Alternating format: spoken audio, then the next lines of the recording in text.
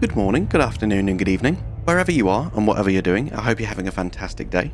Elden Ring has a lot of secrets, including dozens of unexplained interactions and even more completely hidden mechanics. So, in this video, I'm going to take you through a list of all the hidden mechanics and stats of your armor sets and other equipment. Be warned, because some of the information you'll learn here today may completely change your thoughts for your next playthrough or even your current build, as there are some pretty powerful effects that are simply not explained in any detail. Please do note, so this video doesn't drag on for an hour, I'm not going to talk about anything that simply increases your stats, as this is already fairly well explained. To give you a couple of examples, it's pretty obvious that if you put on one of the Imp Helms, that it's going to increase one of your primary stats by +2, and that's all that it does. And as another example, if you wear one of the Glinstone crowns, it's going to increase one or more of your primary stats by +3 at the detriment of your HP, FP, or stamina. Effects like these are all clearly stated to the player, so I don't feel the need to talk you through them. Now that you know what we will and won't be covering, let's dive straight in and start looking at some of the more unique and niche effects you probably didn't know about. Also, if there is enough interest in this series, I can follow up with another part covering all the hidden effects of weapons too. So let me know in the comments and I shall make it happen if you want it to.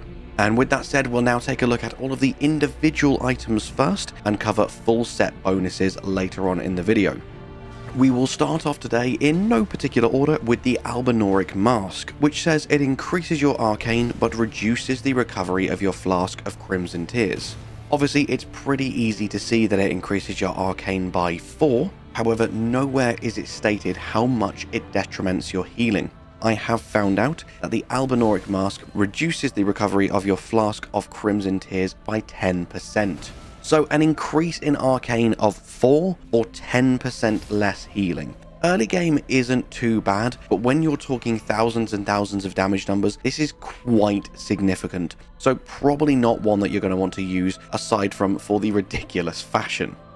Another similar one is the Silver Tear Mask, increasing your arcane by 8, making this very powerful, especially if you're farming for new gear. However, this does reduce your physical attack power, though only by 5%, so unless you are a pure physical attack power build, this one isn't too detrimental, and if you are looking to increase your arcane, I feel like this one is far better than the Albinauric Mask because of the trade-off and the double arcane bonus.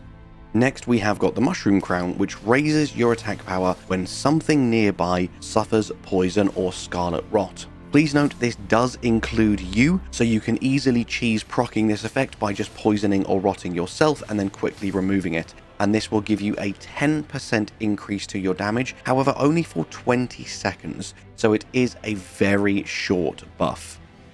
Next up, one of my favourites, I use this in every arcane and bleed build, it is of course the White Mask.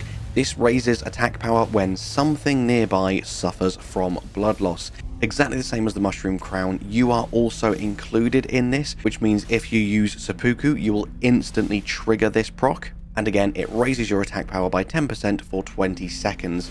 However, this one actually only increases your attack power by 6% in PvP, so it's slightly worse than the Mushroom Crown in PvP. I'm assuming as a non-PvPer, just because bleed and arcane builds are so prominent that it's very easy to get this to trigger. Next up, we've got the Black Dumpling. This does something similar, however it's a bit more niche but way more powerful. This raises your attack power when you suffer from madness. It is you specifically, not enemies, and again it's only a plus 10% attack power boost, but this one lasts for a whole minute. I appreciate this is a lot of quick-fire information, so we'll take a breather for a second to allow you to absorb that, and in the meantime I will just ask, if you are enjoying my content and you're not already subscribed, please consider subscribing to the channel, as there will be loads of Shadow of the Erdtree content to come. Next up, we have got both the Crimson and Cerulean tier Scarab Helms. These both increase the recovery of the respective flask by 10%, but they will also increase your physical damage taken by 5%. And another trio of helms very similar are the Ash of War, Glinstone, and Incantation Scarab Helms. All of these will increase the respective ability by 15%, and as with the other two Scarab Helms, they will also increase your physical damage taken by 5%. So if you are going for a pure glass cannon sorcery or incantation build, these can actually be really powerful. 15% to all spells, stackable with other buffs, can be really powerful, but it's going to make you that little bit more squishier. You've also got the Okina Helm, which increases your dexterity but lowers your focus. For the longest time, for some reason I did not put 2 and 2 together that it specifically meant the focus stat. I thought maybe it was some purely cosmetic wording, but no, it literally lowers your focus stat. And if you didn't know, focus is the stat that makes you less susceptible to sleep and madness the higher it is. So you are going to be more affected by sleep buildup and madness buildup if you do wear the Okina Mask. A fan favourite now because of the cosplay opportunities is the Snow Witch hat. This increases the damage of all cold sorceries by 10%, for absolutely no negative trade-off. And on the flip side, you also have the Radiant Gold Mask, which does the same thing, but for Golden Order incantations. We have also got the Azure's Glinstone Crown and Lusat's Glinstone Crown.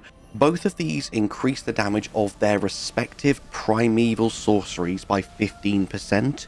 However, they also both increase the FP cost of every single spell by 15%.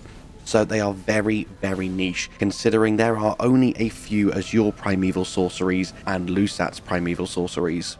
And I did test this with multiple spells, and I can confirm it will increase the FP cost of all spells. So very niche and to be used wisely. Next up is the Jar Helm, which simply says that it increases the damage of throwing pot items. I can confirm this is by 15%, so it's a pretty hefty increase. And a helm that helped carry me through my consumable only run a few months back. We're coming into the last few individual items now before we take a look at full armor sets. Next up is the ridiculous looking but incredibly cool Envoy Crown. This increases the damage of all bubble based abilities, that is skills, attacks and spells, by 15%. Another very underutilized one is the Shining Horned Headband. This increases the damage done by the Ancestral Infant's head by 20%. Though, let's be honest, is there a single person here who this information is going to make you think, oh, I now really want to use the Ancestral Infant's head? No, let's swiftly move on. You've also got the Deathbed Dress, which restores 2 HP per second to all nearby allies, but not yourself. So this is great in co-op and if you use summons. Moving into the last few individual items now, one of my favourite chess pieces in the game, Raptor's Black Feathers, increases jump attack damage by 10%. However, similarly to the White Mask, in PvP this is reduced significantly. It's actually halved down to 5%. You've also got the Black Knife armor, which muffles wearers' footsteps and makes you basically silent even if you are running. However, please do note it is only the chest armor itself that provides this buff. The hood, gauntlets and greaves have absolutely no effect. And even more specifically than that, it appears to be the cloak that provides this effect, because if you alter the armor and remove the cloak and hood, it no longer has this special effect. Another one where the special effect is tied to a specific part of the set is the Godskin Noble Robe. This will increase the damage of the Noble Presence incantation by 20%. And again, no other part of this armor set has any effect. And the final individual armor piece we'll take a look at before I look at the full set bonuses is the Guardian Garb Full Bloom. This will increase the recovery of your Crimson Tears flask by 10%, but states that it will greatly lower your fire damage negation. As you can see on the armor set, not only does it not offer any fire damage negation, it actually reduces your fire damage negation by -2.3. So if you are already wearing light armor, it's actually a relatively insignificant debuff, because you might have been wearing a chest piece that only offered 3 or 4 negation anyway. So really you've only lost 5.5 or 6. But if you tend to wear big heavy sets that offer 20 to 30 negation for each category, then this is quite a significant reduction. Now that we've gone through all the individual items, let's take a look at set bonuses. As we're moving into the full sets, don't forget we also have a community group password in-game. Type in Knights, all in uppercase, if you want to join the Knights of Dom's Roundtable. This way we can all help each other out and join together in jolly cooperation. Also, while you're at it, if you want to more easily arrange times and locations to meet people, jump in the Discord server, the link is below, and we can all arrange some times to play together. Now on with the full armor sets. Firstly, you've got the Royal Remains set, which similarly to the Deathbed Dress restores 2 HP per second, however this time it is specific to you rather than your allies.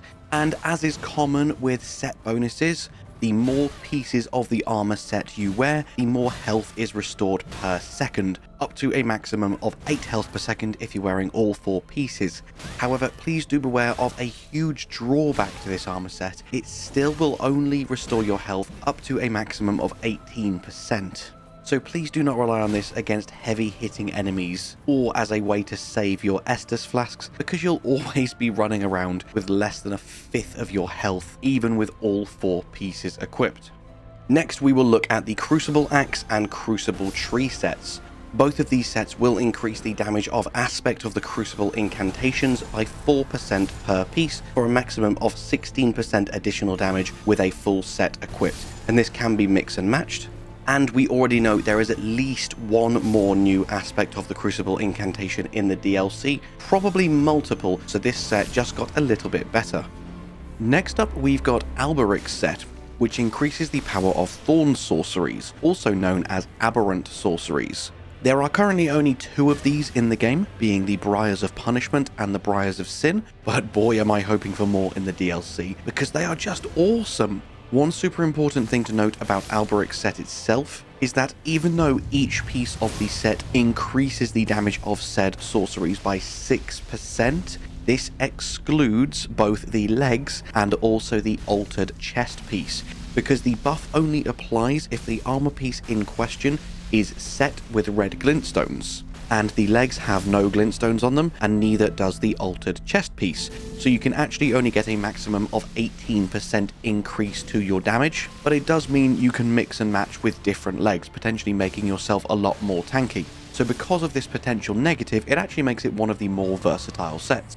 The Spellblade Set that you get from Sorcerer Roger's quest is actually particularly powerful because it will increase the damage of skills that deal magic damage by 2% per piece, for a total of 8%.